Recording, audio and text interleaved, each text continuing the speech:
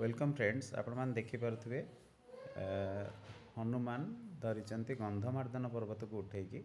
जोटा कि लक्ष्मण को शक्तिभेद समय से गंधमार्दन पर्वत संजीवनी बूटी आणिकी देइथिले लक्ष्मण पार्टी जहाँफल लक्ष्मण चेता फेरी एवं आयुर्वेद चिकित्सा पद्धति माध्यम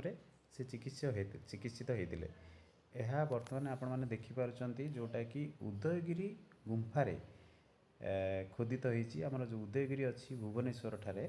है खंडगिरी उदयगिरी गुंफारे यहाँ खोदित होती जहाँकि ख्रीष्टपूर्व माने